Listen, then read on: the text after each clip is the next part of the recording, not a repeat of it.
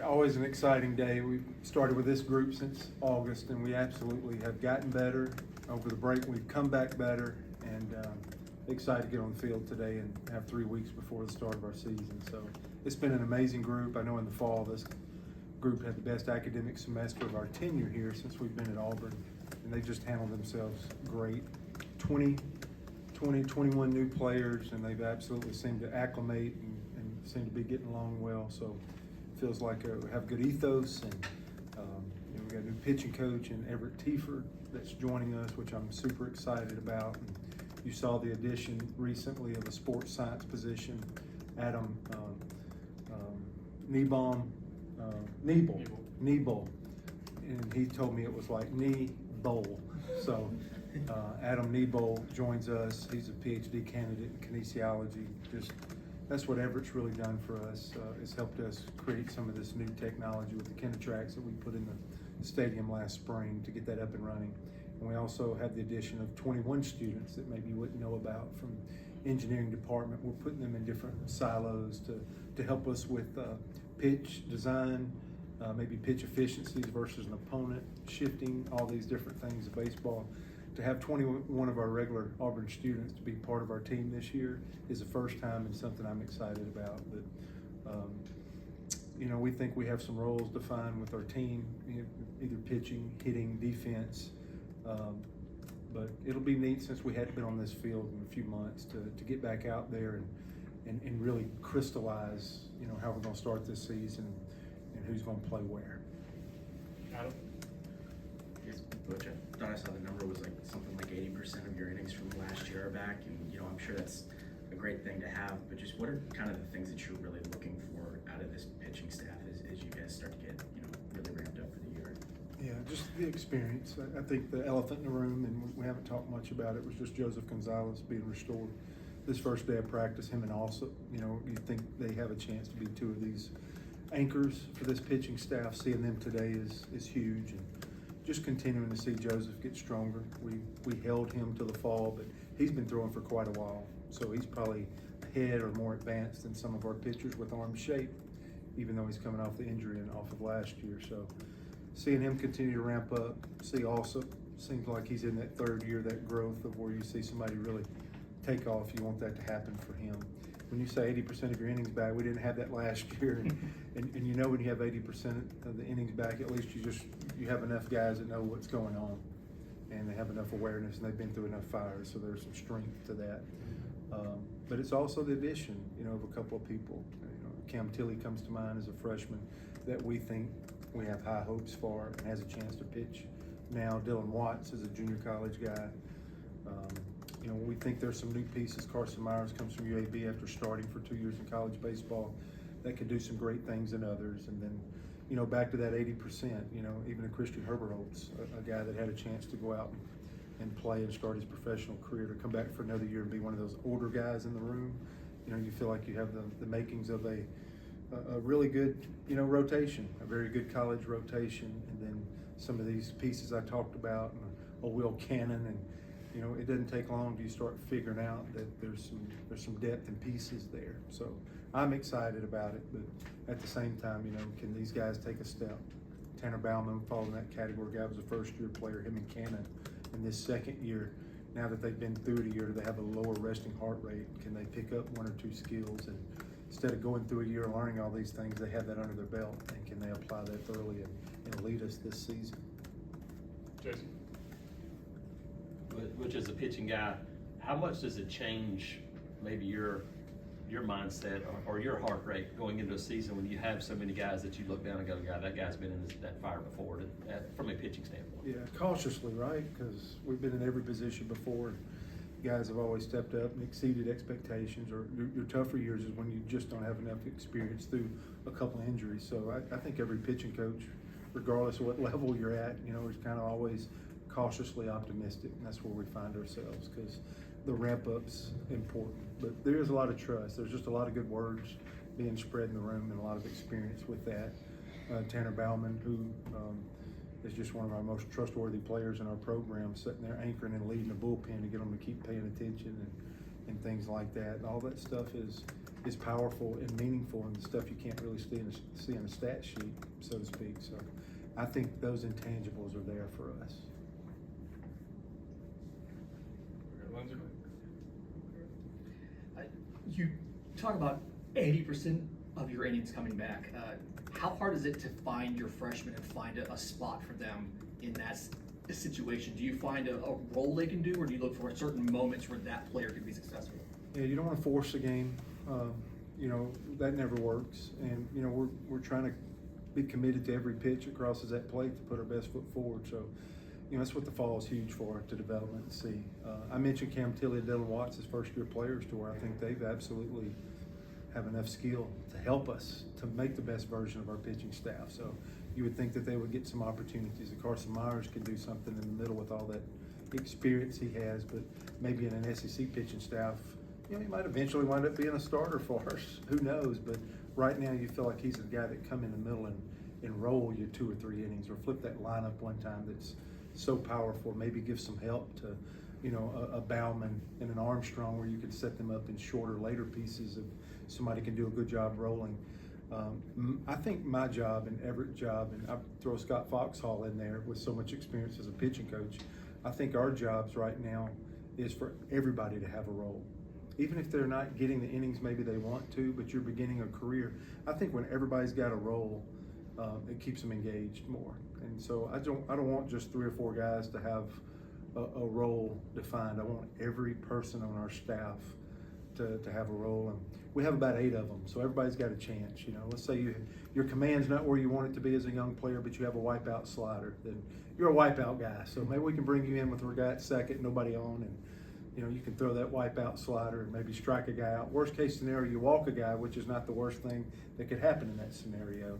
So whether you're a roller and not getting enough swing and miss, or you're a wipeout guy and have some, I just think everybody having a role, it allows you to work to something in precision that has an identity attached to it.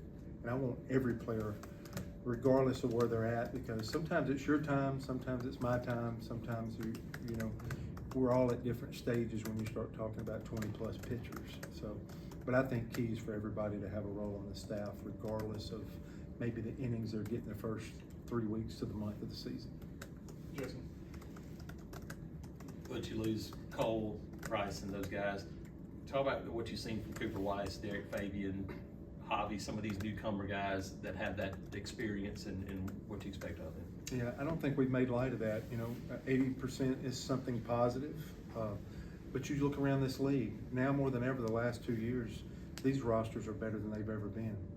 And I feel like I can say that. This is year 23 consecutively in the Southeastern Conference, and I know what it looked like 22 years ago. I know what it looks like now, and I don't even know what the complexion looks like it's changed in the last year to 2 years. It's incredible. So I feel great that that's a positive statement we can make, but our league is better than it's ever been. Again, just like we had with Casey Mize 1-1, you had a 1-1 last year in this league. And so that's the level of where you've got to absolutely find yourself competing against. And we made no bones about it. I thought the biggest challenge for last year's team, and now you got a new one going into this year, is replacing a 3rd rounder at shortstop, a switch hitter that could get you in big moments and dominated the routine play. A 3rd baseman, all he did was hit the most home runs in the single season history of our program. Was a great story. A defensive replacement on an Omaha team in the outfield winds up playing a good 3rd base and wind up doing something amazing like that. We need somebody to do that again. And I have to throw Nate LaRue in there as a 3rd piece of, like, we're sitting here at 5-10 in this league last year and had the big conversation about staying to fight. One of our biggest moves was to, like, all right, Nate LaRue's going to catch every game the rest of the way. And you go 12-3 that second half, and he's a huge, huge piece of solidifying us doing that. So to me, those are 3 huge pieces that we need to figure out. Weiss is a guy that played Division I baseball, Miami of Ohio, with two errors in a season, double-digit home runs. He can steal a base. We feel like we've seen that. So that's a guy that gets a crack there. Caden Green's a returner that really started a lot at second for us last year. I believe in Caden just because I know the kind of person that he is and brought enough skill, and he's been on our field, and he's played in SEC ball games. That's huge. I think Derek Fabian was huge for us coming in. because of that experience, his track record. He's played great. Could he play second? Could he play third? Feels like Weiss is going to get a chance to play short now. From Coach Nunemaker does a great job with those guys, but Fabian's still taking reps every day there. But is it second or third? Javon Hernandez from Jacksonville State. All he had to do was hit 390 last year in Division I baseball, but we think he could play second or third. What I think is powerful for us in the four guys that I mentioned so far is, I think in a crunch, because you don't know what happens with health on a pitching staff, infield, all four of those guys could play second, short, or third. So I do think that's the strength of what we have going right now, but putting those guys in the right spot. There's a few others. You got a Gavin Miller that was in the program last year that had a tough time getting on the field, and he was a super touted guy coming in, but when Bryson Ware took off, that became tough for him as a young player. So he's getting a fight at third base every single day. Caleb Freeman is a junior college guy, comes in. We really like the potential electricity and power in his bat as a guy. Needs to keep working and get better defensively probably, and has worked at catcher as well.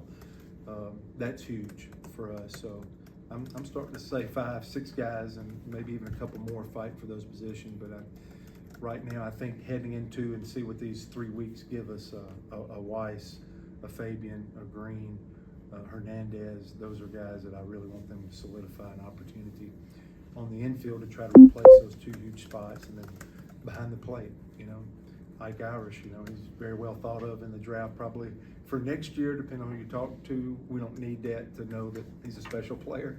So I think all he did as a freshman was break our doubles record or something offensively. Can he catch for us? Does that get our most bats in the lineup? But we still want to defend these 3 acres the best we can. We want to do this with pitching, dominate the routine play, and timely hitting like always will never change. But can Ike hold that down? We got Cody, what's my boy, Cody? Carter Wright is a senior, came from Iowa Western, a senior leader, blocks everything, as a team player. And then Cale Strickland's a freshman that we're super excited about. All he's got is catching lineage in him from birth with his dad, Scott Strickland, who was the head coach at Georgia, a great friend and one of the best catching guys around. And Cale has done nothing but be a sponge his entire life. And he can receive at an elite level and do a lot of things. Throw. All 3 of these guys can catch and throw. And so hopefully we can do the best job we can of kind of replacing what Nate LaRue and those two left side infielders did for us last year. Joe? A lot of heavy equipment around the ballpark, and it's been that way since last fall. And I know that's coming in phases, but wanted to ask you specifically about the Hall of Fame Club with tickets, space going on sale, and that space coming to life. Your thoughts on that and what it can do for the program? Oh, I think it's just going to be this Hall of Fame Club is going to give us a hint of what's to come, but I think it's great. That'll be done for this season, and then we've done some stuff in right center field for our students. So we've got them, instead of just creating a hole, now we've got them up off the ground, and we got them close to that visitor's bullpen. So we're going to create a little more atmosphere there. But this Hall of Fame Club is going to make us even more excited for the club level down the line, and the drink rails and the seating above the monster. It's going to give a feel of us being able to take in Auburn baseball differently than we ever have before. And it probably catches us up not only with our peers, but also all I care about is less about our peers and more about our people, our Auburn family, and how they're digesting basketball in a unique, premium way now, and football forever. I think this gets us caught up with our people that desire those spaces and love those spaces. And man, when you get to set 39 feet behind home plate and see this special talent of this league and see these guys play up close and personal, and then you absolutely can walk right through a corridor there and get to basically 3,000 square foot of banquet space for you, and to be right there and get a private entrance to the ballpark. I think we've had a beautiful ballpark. I'm so glad we didn't start over, that we added to a beautiful traditional time-standing facility, and we're adding these pieces that are absolutely, we can tell it. When something goes on sale, it's been like hotcakes. I'm thankful. And I think with the drive of our season tickets to do it 4 years in a row and to continue to sell more each and every year, and the construction, even though we'll be under construction all year, I don't see that as a negative. I see that as a positive for us. But our people are wanting to take this in, and I think I bring up the season ticket sales because I think it's smashing at the right time. So maybe this would have happened as soon as we got here, it wouldn't be the same effect. But by our growth and interest of the Auburn family wanting to come see more baseball and this building happening at the same time, it seems like it's just perfect timing. So I'm excited about that. Ryan? Yes, Butch, how have Coach Foxhall and Coach Teef sort of fit into your staff? And what are they able to do that maybe take some stuff off your plate and let you prioritize other things that are important to you? Yeah, I'm just fortunate. Well, the first thing Everett does is he fills in some gaps of where I lack, and that would just be with the technology. I thought in 2011, I was with the program and a pitching coach, and we were gifted one of the first 8 TrackMan technologies in college baseball, and I thought we were out ahead. And there was a certain amount of pride of being ahead of these numbers and getting a good feel for that. And, a few years later, starting to play head coach, and after a few years of that, like, the technology never stopped, and it just kept on iteration after iteration. KineTrack seems to be like that next step, this markerless camera system of being able to do stuff that we could only do in a bullpen way back when Dr. Andrews had the American Sports Medicine Institute up in Birmingham. And now it goes from a bullpen setting from 28 years ago seeing it to now you can absolutely do it with a game swing or a game pitch and it be markerless is absolutely unbelievable. So honestly, I think I got dated in that process, and what Everett does is allow us to, that's the guy that was running an entire minor league pitching organization of 100 pitchers a year trying to get them to the big leagues. So he was forced to be in that space. So, we've had 14 major league pitchers the last 9 years, and I don't think that would happen again if we don't continue to keep up with the technology. So Everett's here for that reason. The guys love him. He's also, he's got a good chip on his shoulder too, because he had to fight his whole life, all the way to pitching in the big leagues and being a minor league pitching coordinator and playing in college. And so he's a fighter. So the guys love him for that. But he adds this piece of technology. Scott Foxhall brings you somebody that can help him with game management in the day-to-day, because he's been a great college pitching coach. A guy that's been, was a 2021, for goodness sake, he was the National Assistant Coach of the Year in college baseball. So he has a plethora of experience that whenever I'm running around and trying to play head coach all the time, you have somebody with that experience that is actually sharing an office with you now with all this construction going on. They're forced to look at each other every day. So he has a sounding board right there of all that experience. So I was with Clint Hurdle a few weeks ago speaking. I was in Greenville, Illinois in a little high school auditorium, and he said something great, because we need to really stop fighting over old school, new school. And he said, hey man, it don't matter if you're old school or you're new school, just make sure you're in school. So we have all the features in our room now, and we're just making sure we're in school and trying to be out front. Hey, the goal is to continue to develop your players. I don't care what new age we're in, that's always going to be a pursuit. And I think with Everett's current way that he can absolutely do this and what he's been exposed to, Scott Foxhall has done an amazing job. And then I'm always going to throw my 2 cents worth, because I've absolutely loved pitching my whole life. But those guys have taken, as you would expect, an amazing amount off my plate. But I know every head coach does it different. I love pitching. I'm passionate about it, and I would say I'm learning at a high rate right now. And I love that piece where I'm still learning some of this stuff. I'm highly interested. We got 2 more, Adam and then Lindsay. Just kind of on the note of Gonzo and getting him ramped up, I guess obviously it's a different process for him, I'm sure, than years past, but just how different has that been, and really how have you seen him handle it? Yeah, I don't know. You don't throw numbers around, but what if he turned down, $500,000 to come back, how much does he believe in himself and Auburn? And then what is my response to that? Then I want every resource and everything that he deserves our best. If something like that happened, for him to be able to come back. And this is right now, you never know. I think he's going to be really, really healthy. I think he's going to be healthier than he's been in a long time, with some of these things nagging since high school in the same spot. So I think he's healthier than he's been in a long time, but we'll, like I said, cautiously bring him along. But his body never looked better. He's absolutely worked his body in a better place, so that adds value to him.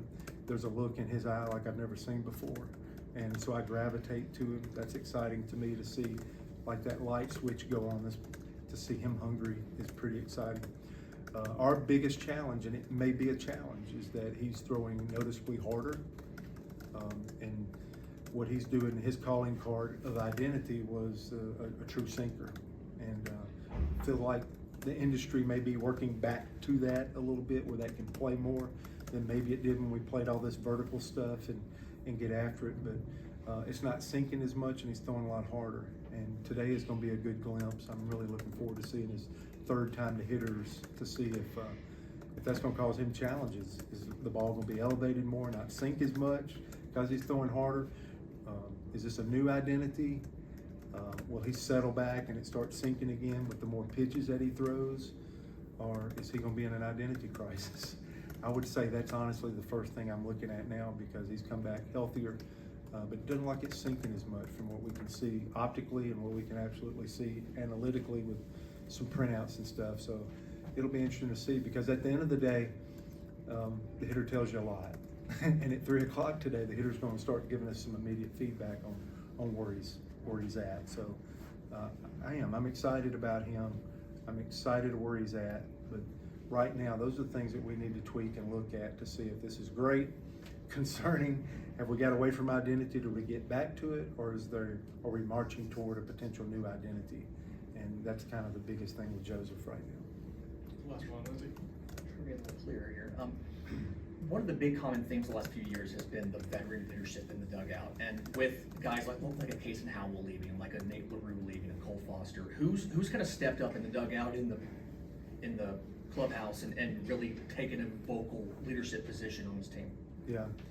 You know, we do the legacy thing. That's our captain, so that's how we do that. And we have the players elect that. And we do that at the end of the fall, after we all have put our best foot forward every day.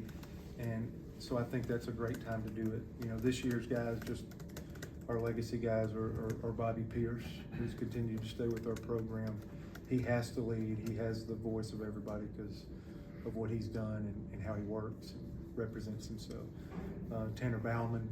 And then Joseph was picked by his peers, and I always like, that's the quiet guy. But we're not in that locker room, you know, who those players really respect. And then Cooper McMurray. I'm excited about Cooper. He had a really quietly strong, big year that if he was gone, we would be calling that, what a huge piece we're missing at first. Yeah. But he's back.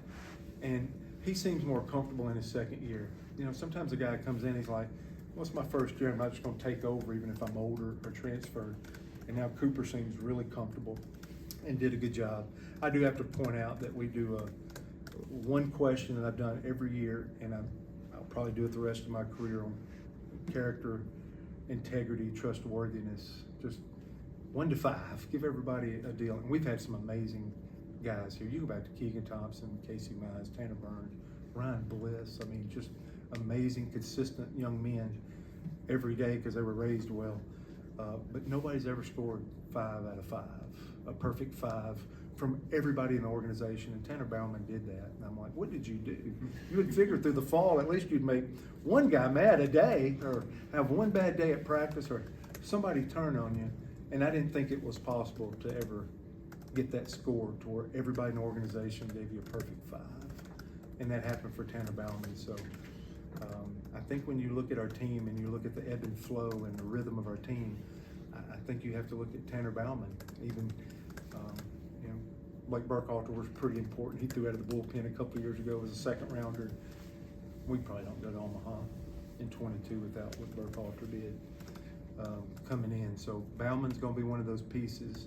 I'm not putting pressure on him on the field, but I know he has a huge say with this ball club. And then you can't ignore like an Ike Irish and a Chris Stanfield, because Chris Stanfield just does the right thing every day and comes to work every day. And you think those are some of your better players, and you know, Ike's just a special talent. So those guys have the ear of the ball club. That gives you 6 right there, and I think there's more, like a Herbert Holtz and et cetera, of guys that have good experience and heart's in the right place. But this is about as deep a pitching staff, and it's about as deep a leadership as I think I can ever remember having, of where it's quality. So You know, does that rise up to the level of our peers, you know, to allow you to be competitive with them? We'll have to wait and see when we get out there, but the depth of character on this team is pretty deep, and Tanner Bauman's a huge piece of that. All right, thanks, everybody.